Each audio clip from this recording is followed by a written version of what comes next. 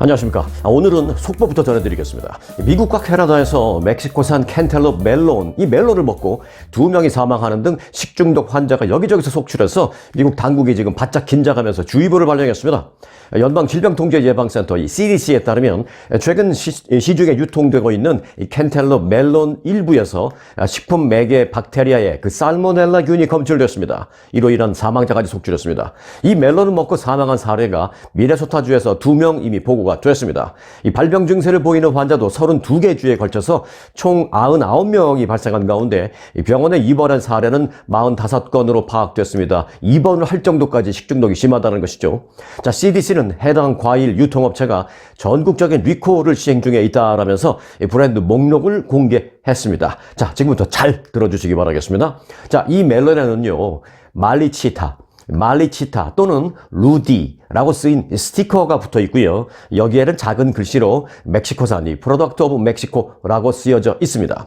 유통되고 있는 브랜드 이름도 많이 있습니다. 빈야드의 브랜드도 있고요. 또 알디, 또 프레시니스 개런티라는 유통 브랜드도 있고, 또 레이스트랙이라는 그 유통 브랜드도 있습니다.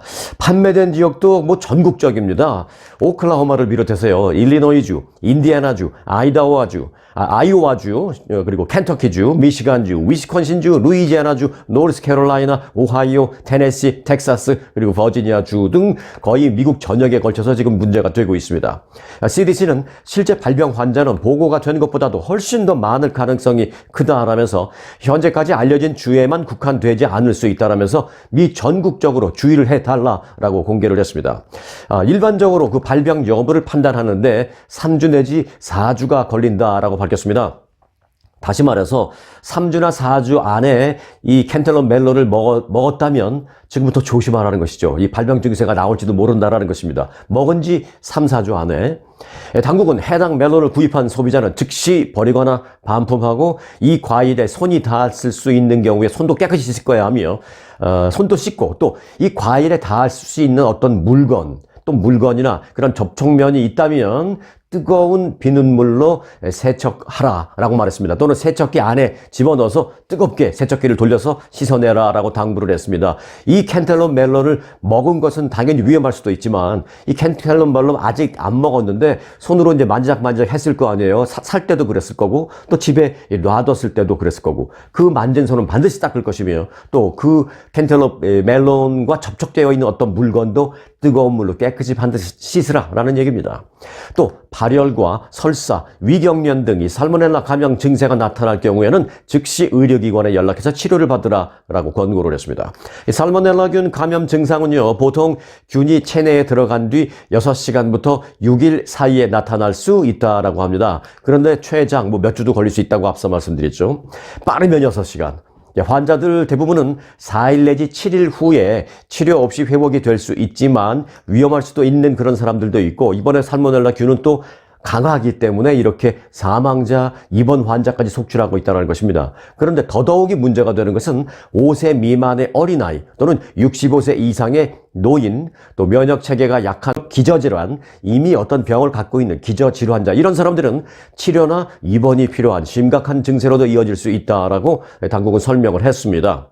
살모넬라 균은요, 통상 익히지 않은 육류에서 잘 번식합니다만 최근에는 어떤 다진 양파나 또는 알팔파 스프라우트, 또 쿠키 반죽, 쿠키도 그리고 이제 땅콩 버터 등 다양한 식품에서 지금 검출되고 있는 것이 문제다라고 하는 것입니다. 자, 오늘은 가장 유의할 점이 이 캔텔롭 멜론, 미국과 캐나다 등지에서 지금 전국적으로 판매되고 있는데 환자들도 전국적으로 지금 나오고 있다, 속출하고 있다라는 점 유념해 주시기 바라겠습니다. 자, 땡스기빙데이 연휴 잘 보내셨나요? 이 땡스기빙데이 연휴가 끝나면 매년 그렇습니다만은 이 연휴가 끝나고 나면 연휴 동안 그 미국인들의 소비가 과연 어땠었는지를 조사해서 공개를 하고 있는데요. 올해는 결론부터 말씀을 드리면 이 블랙 프라이데이 특수는 옛말, 깐깐한 소비자들은 더 큰 세일을 원하고 있다라고 한마디로 요약이 가능합니다. 자, 미국 최대 쇼핑 대목인 블랙 프라이데이가 올해도 어김없이 돌아왔습니다만은 더 깐깐해진 소비자들은 이전보다 지갑을 많이 열지 않고 있다는 결론입니다. 이 블룸버그와 로이터 통신이 잇따라 보도한 바에 따르면 올해 미국의 이 블랙 프라이데이에서 더 큰 할인을 기다리는 소비자들이 많아지면서 이 소매 업체들의 실적이 부진할 것으로 예상이 되고 있습니다. 아직 집계가 모두 끝나지 않았기 때문입니다. 자, 미국에서는 블랙 프라이데이부터 크리스마스 및 이 연말 연시까지의 그 기간 동안이 연중 가장 큰 세일 시즌인데요. 일반적으로 쇼핑 대목으로 인식이 되고 있는 게 바로 이 기간 동안이죠. 자, 이 기간 동안 소매업체들은 재고 처리 등의 차원에서 큰 폭의 할인을 제공하면서 또 소비자들도 원하는 물건을 남보다 먼저 또 구입하기 위해서 이 블랙 프라이데이 새벽부터 오프라인 매장으로 몰려와서 줄을 쫙 길게 쓰는 그런 게 어떤 그 일종의 뭐 전통처럼 돼 있었습니다만은 올해는 평년보다 매출이 부진한 것으로 전망되고 있습니다. 자, 올해 11월과 그리고 다음 달 12월 미국의 온라인 소매 매출이 작년 같은 기간보다 1% 증가할 것으로 예상하고 있습니다. 증가한다면서 왜 자꾸 부진한다고 말해? 라고 생각하실 수 있는데요. 그 1% 증가라는 것은요, 최근 5년 동안에 있었던 가장 작은 폭의 성장세입니다. 네, 매년 해가 갈수록 조금씩 늘어나는 것은 당연한데 그 늘어나는 폭이 최소한 뭐 3% 이상은 좀 돼야 평년작이다 이렇게 말할 수 있는데 1% 증가? 이거는 부진이라는 겁니다. 이 오프라인 매장은 매출의 실시간 집계가 어려워서 아직은 정확한 수치를 알 수는 없겠습니다만은 이 오프라인 매장을 찾은 일부 소비자들을 그 외신들, 통신들, 기자들이 다 만나서 이제 또 연구소, 여론조사 기관들 직원들이 다 만나서 인터뷰를 했는데 참 흥미로운 대답들을 많이 했다고 합니다. 자, 오프라인 매장을 찾은 일부 소비자들은요, 이 블랙 프라이데이 할인 폭에 큰 매력을 느끼지 못한다 라면서 세일 폭이 더 커질 때까지 나는 기다리겠다 라는 말을 한 사람들이 많았다고 합니다. 자, 블랙 프라이데이에 코네티컷주의 한 월마트 주차장은 절반밖에 차들이 차지 않았다라고 합니다. 매년 블랙 프라이데이 새벽에 이곳을 찾는다라는 한 쇼핑객은 올해는 훨씬 조용하네라고 말했습니다. 그래서 시카고의 쇼핑거리 매그니피센트 마일이라는 그 쇼핑몰을 찾은 한 주민은 과거 백화점에서 70%까지 할인을 제공하던 그 시절이 기억된다. 그 시절이 그립다. 라면서 더 큰 할인을 왜 하지 않는지 안타깝다라는 말을 토로했습니다. 그렇지만 이 주민은 이렇게 말했습니다. 그런데 과거에 막 백화점에서 70%까지 할인하던 그런 모습은 이제 더 이상 찾아볼 수 없는 것 같다라고 말했습니다. 지금 소매 업체들이 그 하는 것에 대해서 어떤 그 쇼핑객은 이렇게 말했습니다. 이번에 블랙 프라이데이와 연휴 때 그 오프라인 매장을 찾아가 봤더니 그들 소매 업체들이 하는 것은 팔리지 않는 재고를 정리하는 것으로 나는 보이고 있다라고 비판했습니다. 뉴저지주에서 메이시스 백화점을 찾은 한 시민은 메이시스 백화점에서 웨딩 슈즈를 쇼핑하다가 빈손으로 돌아왔다라면서 좋아하는 브랜드가 25% 할인을 하고 있었는데 그건 블랙 프라이데이 세일이 아니라 그냥 일반적인 세일 가격 같았다라고 말했습니다. 더 큰 폭의 할인을 기다리면서 아직 지갑을 열 준비를 하지 않고 있는 소비자들 앞에서 과연 이 대형 소매 업체들이 어떻게 대응을 할지 주목되고 있는 상황입니다. 네, 이 팔레스타인 출신 미국의 대학생에 대한 안타까운 소식이 연휴 동안에 들어왔습니다. 미국에서요, 팔레스타인 출신 대학생 3명이 땡스기빙 데이 연휴 기간 동안 괴한의 총격을 받고 중상을 입은 사건이 발생했습니다. 현지 경찰은 피격 당시 이들이 팔레스타인 전통 복식인 그 전통 옷 체크무늬 2건을 두르고 있었던 점에 미루어서 중어범죄 가능성의 무게를 두고 있습니다. 실제로 그런 정황도 있고요. 네, 경찰 발표에 따르면 지난 25일 저녁 6시 25분쯤 이 버몬트주 버링턴 시에 있는 이 버몬트 대학 인근에서 괴한의 총격으로 팔레스타인 출신 대학생 3명이 총상을 입었습니다. 이들 가운데 2명은 총상에도 불구하고 생명에는 지장이 없는 상태지만 나머지 1명은 아주 위중한 상태인 것으로 현지 경찰은 밝혔습니다. 경찰은 이 백인 남성으로 추정되는 용의자를 현재 추적 중이라고 밝혔습니다. 피해 학생 3명은 모두 20살의 대학생으로 땡스기빙 데이 연휴를 맞아서 이 피해자 가운데 1명의 그 친척 집에 가던 중 용의자와 맞닥뜨려진 것으로 파악이 되었습니다. 이 북동부에 있는 그 버몬트주는 캐나다와 캐나다의 그 퀘벡주와 국경을 맞대고 있는 곳이잖아요. 미국 내에서 범죄율이 상대적으로 많이 낮은 그런 지역으로 잘 알려져 있는 곳입니다. 또 거주 인구 가운데 90% 이상이 백인으로 구성되어 있는 곳이기도 합니다. 현지 경찰은 이와 관련해서 용의자는 총 4발을 쐈으며 현재 도주 중에 있는 것으로 파악된다라고 말하고 이제 피해가자 가운데 2명은 몸통에 총을 맞았고 1명은 다리에 총을 맞았다라고 말했습니다. 피해자 3명 모두 팔레스타인 출신인데요. 그 가운데 2명은 또 미국 시민권자입니다. 그리고 다른 1명도 합법적 거주자인 것으로 밝혀졌습니다. 그런데 이들은 피격 당시 흑백 체크 무늬로 된 이 팔레스타인 전통 복식인 카피에를 몸에 두르고 있었던 것으로 파악됐습니다. 현지 경찰은 이번 사건이 증오범죄일 가능성에 무게를 두고 이 FBI와 협조를 해서 현재 수사를 벌이고 있다고 밝혔습니다. 피해자 3명은 그런데 모두 명문대학이죠. 이 브라운 대학 재학생인 것으로 밝혀졌습니다.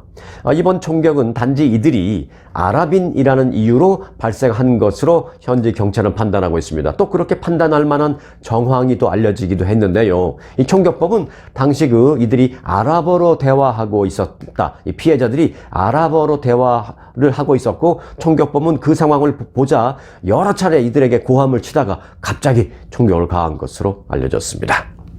네, 하마스에 억류된 인질 석방 상황 좀 알아보겠습니다. 하마스는 지난 토요일 막 4살이 된 미국 소녀 에비게일 이단이라는 소녀를 포함한 13명의 인질을 석방했습니다. 이 에비게일은 지난 10월 7일 하마스의 이스라엘 공습 당시 양친을 모두 잃고 인질로 붙잡혀 갔었으며 또 지난 24일 억류된 상태에서 4살 생일을 그곳에서 맞았습니다. 앞서 이스라엘과 하마스는 나흘간 휴전과 함께 이스라엘 인질 50명과 토탈 50명과 또 팔레스타인 수감자 토탈 150명을 단계적으로 석방으로 합의를 했죠. 하마스는 휴전 첫날이었던 지난 24일 이스라엘인 인질 13명과 외국인 11명을 풀어줬고요. 또 이틀째인 지난 25일에는 이스라엘인 인질 13명과 외국인 4명을 석방했습니다.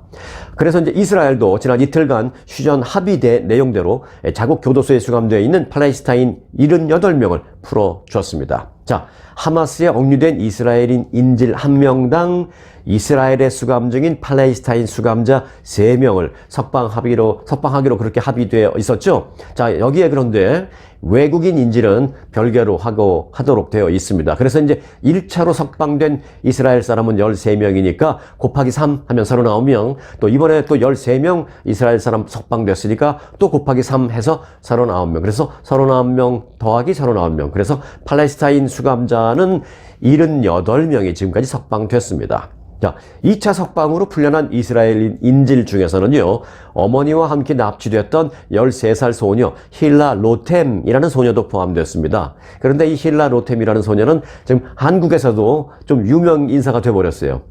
이스라엘 인질 및 실종자 가족 이 포럼에 따르면 힐라는 상냥하고 마음씨가 따뜻하며 틱톡과 또 스시, 스케이트보드 등등을 좋아하는 것으로 알려졌다라고 합니다. 그런데 이 13살 소녀 힐라 로뎀이라는 소녀는 공개된 사진 중에 이런 사진이 있었어요. 힐라가 이제 한국을 방문한 적이 있었는데 한국 방문 중에 한복을 예쁘게 입고 찍은 그런 사진이 이번에 공개됐습니다. 그래서 이 사진이 한국의 SNS를 통해서 크게 전파되고 있는 그런 상황입니다. 지난달 7일 비에리에 있는 그 키부츠의 자택에서 어머니 라야 로템과 함께 이 하마스에 납치됐었죠. 이 소녀는. 자, 힐라가 한국 방문 중에 한복을 입고 찍은 사진은 현재 한국에서 SNS를 통해서 크게 전파되면서 한국에서는 이제 큰 관심을 받고 있고 또 힐라 로템이 석방됐다는 소식이 알려지자 한국에서 크게 박수쳐치고 환호하면서 함께 내일처럼 기뻐했다라는 전언도 들려오고 있는 상황입니다. 근데 바이든 대통령은 다른 미국인 인질들의 석방도 기대를 하면서 추가적인 미국인 석방을 위해서 앞으로 모든 노력을 기울여 나가겠다라고 말했습니다. 그러면서 바이든 대통령은 우리는 인질 전원이 안전하게 집으로 돌아올 때까지 노력을 멈추지 않겠다라고도 강조했습니다. 이 바이든 대통령은 나와 백악관의 우리 팀은 카타르와 이집트 그리고 이스라엘 정부와 긴밀한 연락을 주고받으면서 협상을 위해서 노력하고 있다라며 우리는 어제도 카타르와 통화를 해서 이 에비게일의 석방을 압박한 바 있으며 곧 이 베냐민 네타냐후 이스라엘 총리와도 통화를 해서 이 상황을 더욱더 크게 좀 확대하겠다라고 밝혔습니다. 그는 인질 추가 석방을 위해서 임시 휴전을 연장하는 것이 나의 목표다라면서 이번 휴전을 내일 이후까지 계속 이어가서 더 많은 인질이 풀려나고 또 인도주의적인 더 많은 도움이 가자 지역에 하게 만드는 것이 우리의 목표다라고 말을 했습니다. 자, 바이든 대통령은 이스라엘은 하루에 인질 10명을 풀어주는 조건으로 추가 휴전 연장에 합의했으며 이번이 끝이 아니기를 나는 바라고 있다. 나는 인질이 모두 석방될 수 있다라는 확신이 쓰는 한 휴전이 계속 이어지기를 기대하고 있다라고도 말했습니다. 이번 주에도 더 좋은 굿뉴스가 계속해서 하루씩 연장을 하는 한이 있더라도 계속해서 굿뉴스가 좀 나오기를 기대해 보겠습니다. 네, 오랜만에 정치권 소식 좀 전해드리겠습니다. 미국의 민주당 대선 경선에 출마한 딘 필립스 연방 하원의원이 이 바이든 대통령을 이길 가능성은 사실상 없습니다만은 공화당의 경선에는 어느 정도 영향을 미치게 될 것 같다라는 관측이 제기됐습니다. 정치 매체 폴리티코는 이 필립스 의원이 내년 1월 23일 열리는 뉴햄프셔주 경선에서 무소속 유권자를 두고 공화당 대선 주자인 니키 헤일리 전 유엔 대사와 경쟁을 이루고 있다라고 보도했습니다. 다른 주보다 경선을 일찍 치러서 대선 풍향계 역할을 해온 뉴햄프셔주는 전통적으로 무소속 유권자가 큰 그런 영향력을 행사해 왔습니다. 뉴햄프셔주를 정치 성향별로 보면 무소속이 39%로 가장 많고요. 민주당과 공화당이 각각 30%씩을 차지하고 있습니다. 이 뉴햄프셔주의 경선 방식상 무소속 유권자는 내년 1월 23일 같은 날 열리는 민주당과 공화당의 그 경선 가운데 하나에 참여할 수 있습니다. 민주당의 경우에 그간 바이든 대통령을 상대할 의미 있는 경쟁자가 없어서 경선에 대한 관심이 많이 저조했는데요. 이에 따라서 무소속 유권자 다수가 공화당 경선에 참여할 것으로 예상되어 오는 그런 상황이었습니다. 하지만 딘 필립스 의원이 이 지역 무소속 유권자들의 표를 관심도 좀 끌면서 표를 좀 분산시킬 가능성이 제기되고 있습니다. 이 헤일리 전 대사와 크리스티 전 주지사는 뉴햄프셔주의 그 무소속 유권자 지지가 상당히 높은 편이었고요. 또 이들의 지지를 확보하는 데 공을 들여왔는데 지금 딘 필립스 의원이 민주당 쪽에서 나오면서 관심을 조금 끌면서 무소속 유권자들이 공화당 말고 민주당 쪽의 경선에 참여하게 될 경우에 이 니키 헤일리 대사는 그동안 공들인 게 좀 자칫 무너질 우려가 있다. 그래서 걱정을 지금 하고 있는 그런 상황입니다. CNN이 뉴햄프셔주 공화당 경선에 참여할 가능성이 큰 유권자 994명을 대상으로 실시한 여론조사를 보면 무소속 유권자의 지지율은 헤일리 전 대사가 25%로 가장 많이 받았습니다. 그리고 트럼프 전 대통령이 24%였습니다. 자, 요즘 갑자기 공화당의 니키 헤일리 전 대사가 상당히 좀 부각하는 그런 모습을 보이고 있는데 민주당의 딘 필립스 의원의 출마로 이 지역 무소속 유권자들의 표가 좀 흔들리게 될지도 모르겠다라는 상황 때문에 니키 헤일리 전 대사에게 어떤 영향을 미치게 될지 정말 주목되고 있는 그런 상황입니다. 자, 대통령 선거를 앞두고 좀 이런 재미있는 좀 변수들이 좀 나와줘야 관심도 더 끌고 또 대선도 좀 흥행을 좀 하고 우리는 우리대로 좀 즐거운 관전 포인트가 좀 있으니까 훨씬 재미있기 때문에 이런 변수 좀 나와주는 것 보는 우리의 입장에서는 좋습니다. 네. 자, 이제 보너스 뉴스 전해드릴 차례인데요. 오늘은 이 보너스 뉴스를 제가 2개나 준비했습니다. 자, 우선 첫 번째 보너스 뉴스 1입니다. 보너스 뉴스 1의 제목은 이렇습니다. 진짜 뉴스보다 더 강력한 가짜 뉴스입니다. 내년 대통령 선거를 앞두고 이번 대선에서 가장 우려되는 점은요, 이 AI를 이용한 합성 영상이나 합성 사진 등 소위 가짜 뉴스가 꼽히고 있습니다. 그런데 이게 이미 현실이 되고 있는 모양새입니다. 이 바이든 대통령이 맥도날드의 대표적인 메뉴인 그 빅맥 가격이 $16가 넘는다라는 이 가짜 인터넷 영상으로 인해서 이 선거 대책 마련에 골머리를 앓고 있다는 소식입니다. 내년 11월 대선을 앞두고 자신의 경제 정책인 그 바이든노믹스를 띄우고 있는 그런 가운데 가짜 뉴스가 바이든 대통령의 경제정책 실패 사례다라면서 지금 퍼지고 있습니다. 이 맥도날드 빅맥에 대한 가짜 사진이 인터넷에서 크게 확산되고 있기 때문입니다. 이 가짜 뉴스는 그 우파 진영에서 누군가가 만들어서 유포하고 있는 것으로 추정이 되고 있습니다. 자, 일단 스토리는 이렇습니다.